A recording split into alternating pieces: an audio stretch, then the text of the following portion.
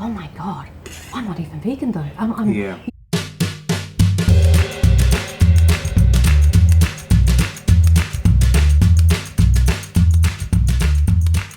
Welcome back to another mukbang video.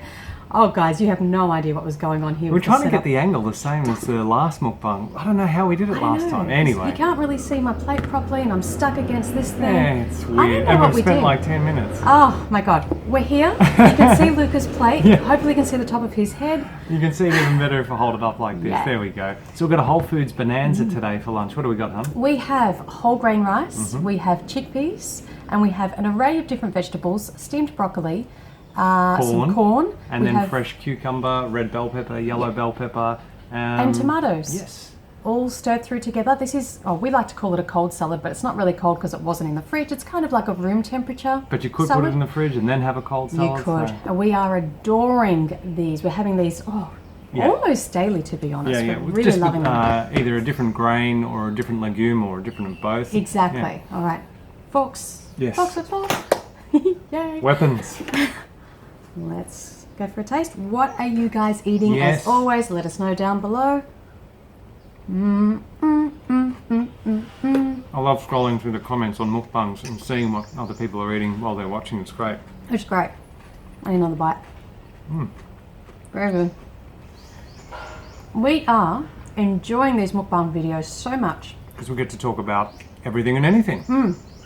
We always feel like we're sitting down to a little meeting with you guys, and we have an agenda. We have the birds providing atmospheric noises, and it's just really cool to be able to interact, on topics that not necessarily we want to make a whole video on. So we're really enjoying these, and we love hearing back from you guys. So please leave comments for us. Yeah. So we've got a list of things to run through today. Literally. First cab off the rank. There is a new social media app.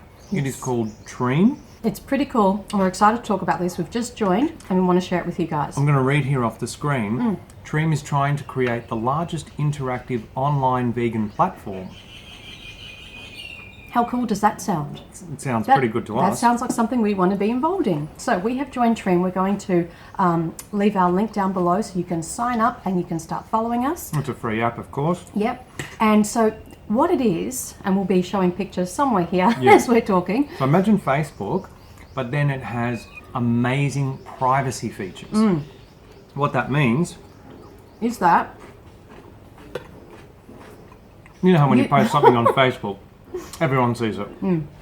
Sometimes people you don't want to see it. Yeah, so you can create like groups. But on TREEM, you can create sort of like groups within your TREEM friendship group. yeah, so you could have your colleagues, your family members, your friends, your sporting group, vegan community. Exactly, all separate. Now the reason why we think this is so exciting and helpful for vegans in particular, because we hear this all the time. All the time. And just the other week we got a message on Snapchat and we're like, oh my God, this is the perfect scenario for where TREEM would be really, really helpful. So this person was sharing some vegan stuff on her Facebook page. As vegans do. As vegans do.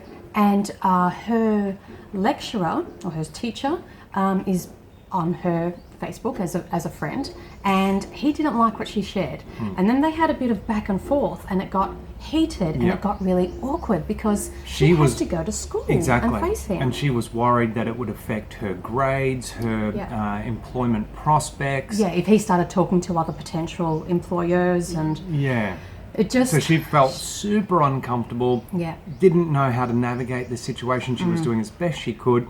And this is where TREEM would come in handy, because she could say, okay, I'm going to make a group that I don't think I want certain vegan posts to be sent to.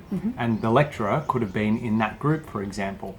And so when she went to post that vegan post, she just simply wouldn't have included the group that contained her lecturer and other people that she was worried might not or might be offended by whatever she was posting, or so I mean, how good's that? That's very, very handy. I think this she could have avoided the whole situation had that post been on TREEM versus Facebook, for example. I mean, I just think this is like a super cool thing for vegans in particular who always find themselves in this situation. You want to speak up, you want to post what you want to post, but then there could be just a few people here and there where you're like, I don't think that's such a good idea. TREEM is very helpful. So because you could have within your friendship group, you could have friends who you think are going to be open-minded to your vegan-related posts, and friends who you don't think, and you don't really want to create conflict or what have you with them, so you don't post to them. You could be a Nancy, as we spoke about in the last mukbang, where you don't care, you want everyone to see your vegan posts, and that's great too. But you know, there are situations where you don't want everyone to see it. Yeah, yeah. I think with family and colleagues and work situations, they're like the main issues where it just could get a little bit awkward in your everyday life when you come offline. So it's up to each individual to decide what they're comfortable with sharing and with whom. Yeah, yeah. And the TREEM gives you the ability to do that. Exactly. So it's super helpful. And so we've just joined. We're going to link everything down below. Check it out. Please send us some questions there as well, and we might answer them in an upcoming video or another mukbang. Yes. So we're going to use TREEM the way we do other social media platforms, just to interact with you guys, and it'd be really cool to hear how you find it. Give us some feedback about it, and let us know if you have been in this scenario, if you think TREEM would be helpful with this scenario, and if you're going to use it, let us know how it goes. Yes. Yeah. All right. We forgot to mention at the start the dressing that we're using here. So this dressing we're using pretty much daily. We're loving it. Tahini, where have you been all our lives? It is so good. I know there are a lot of vegans out there who tahini is part of their staple diet. It hasn't been for us, and we've sort of just started to incorporate it in recent weeks, and my God, it's transformed our dishes, hasn't it? It adds a very lovely texture to it. Yes. And taste, of course. And of course, it's also high in calcium, which is great. So tahini, soy sauce, apple cider vinegar, which we sometimes substitute for lime juice, and a bit of cayenne pepper, and those four mixed together. Perfect. Fantastic. And what I love is that it sometimes gets stuck in the broccoli. And it's nice, isn't it? It's like a little tahini tree. Yeah. I felt like maybe we could have put a bit more on today. I think it's because... I was going to say that, but I didn't want to look into the dressing. I think it's because we're using chickpeas, and they, I don't know, require a little more moisture. Yeah. That's good. Oh, it's good though. Oh, you might be thinking, we've got the same size plates. Look at what's going on. My other plate's over here. I normally eat out of a doggy bowl, as you'd know if you follow us on Snapchat, but I was trying to be more civilised. No. You're banned from using the doggy bowl on YouTube. No. Oh, on YouTube? On YouTube. You can do it in Snapchat, but not on YouTube. That's just way too many people watching. It's ridiculous. It's a big bowl. Plus, you couldn't appreciate the beautiful colours if I had it in the bowl. So. The doggy bowl is banned.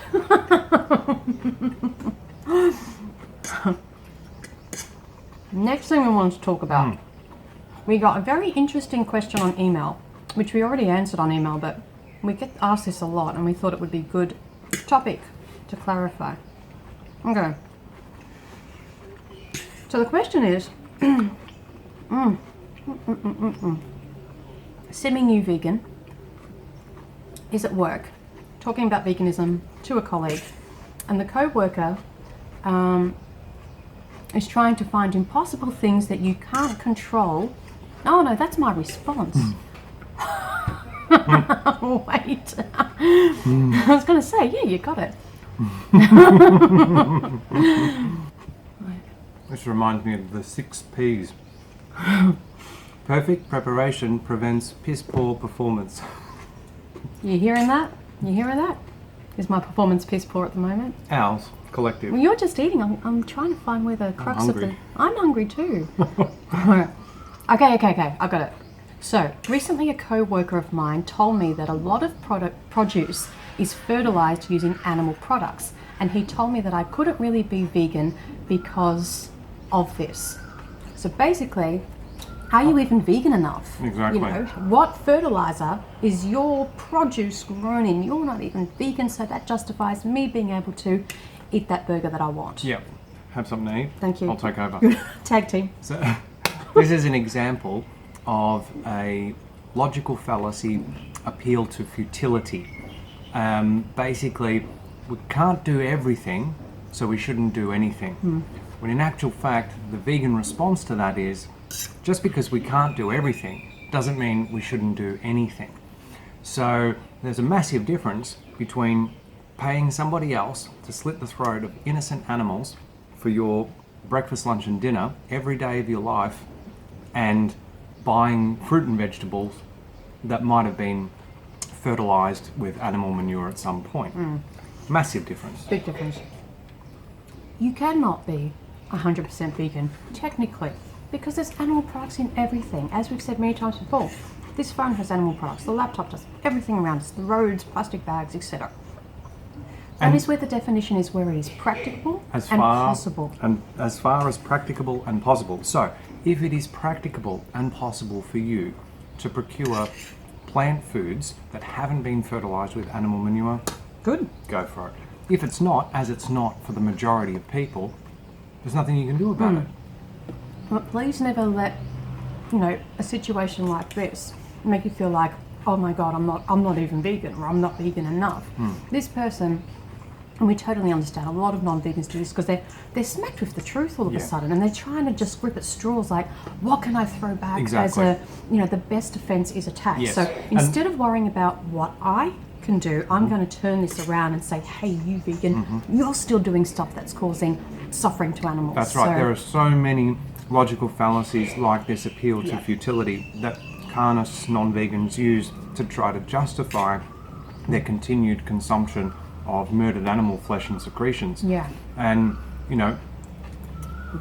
we understand because, we've said this a million times, but carnism runs, it's our core belief system together with speciesism as a society.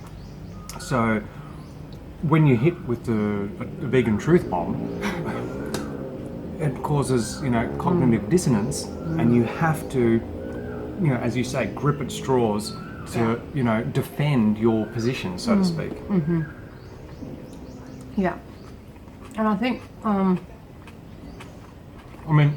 I give an example of another appeal to futility?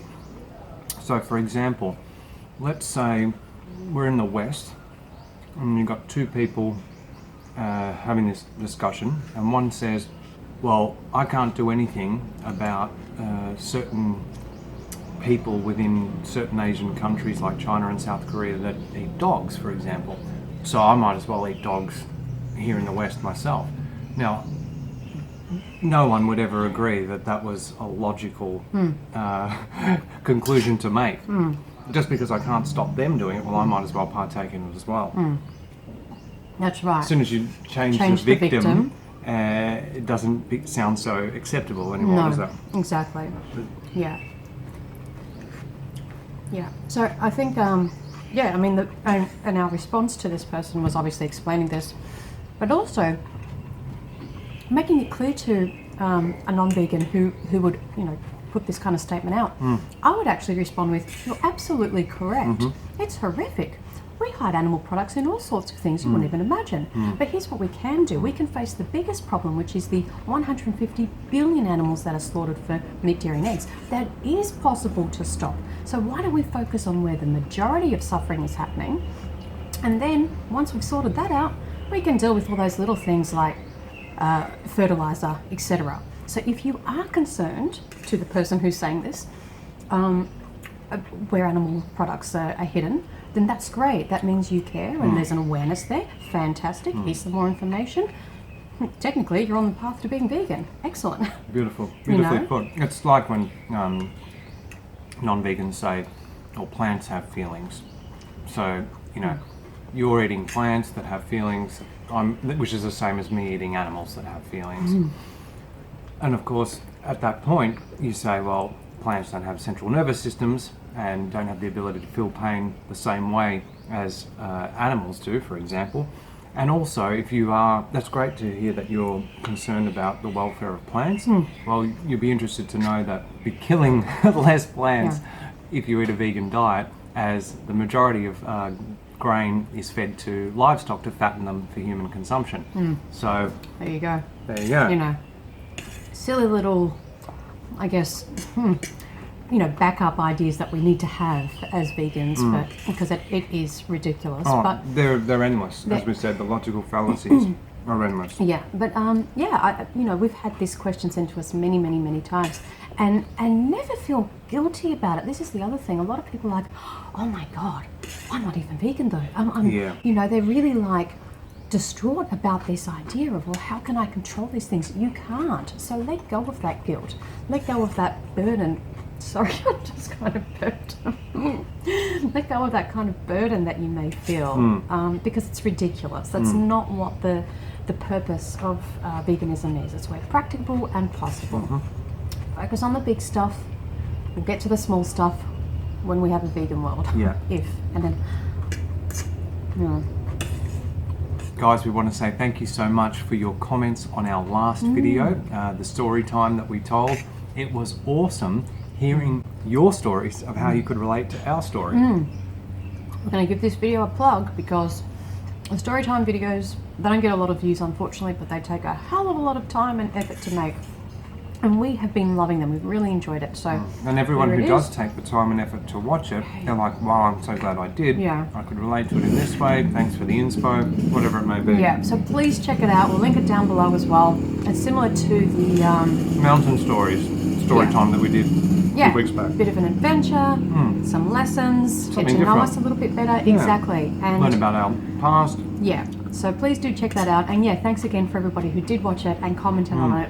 It's so interesting to hear perspectives of other people around the world and their stories. And I know it sounds really silly, but God, the internet's amazing, isn't it?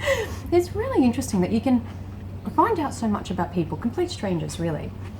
And it reminds me of that quote that Phil Wallen uses a lot in his speech.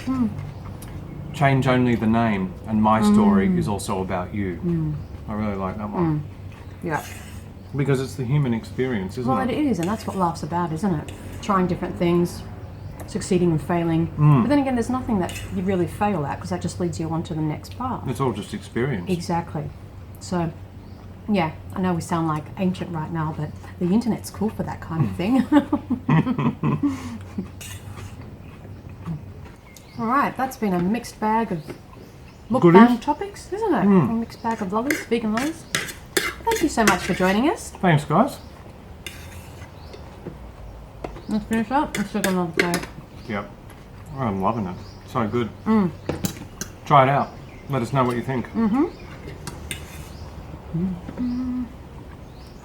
Can't talk with my mouth full. It's so annoying. You're going to say, I'm going to say, leave us a comment down below, aren't you? absolutely. Make sure you remember to join us on TREEM. Again, the link is down below. We're excited to be on a new platform. And let us know what you think of the sound of it as well. yes. What do you mean? What we've spoken about. Yeah. The sound of it, like, oh, Let us know if you're on it already. I thought, like, is there a sound that goes with it? Subscribe to the channel if you haven't already. Ding the bell, hit the notification, check the box. You know the drill. Exactly. Yeah. And remember until next time that going vegan is not the most we can do. It's the least we can do. See you next video, guys. Bye, guys. Devastated. We were absolutely devastated. At that point, we had no idea what to do next. We hadn't anticipated this curveball. We had no plan B. And that's when we realized there is no plan B. Here's a key point about manifesting what you really want in life that a lot of people forget about. Action.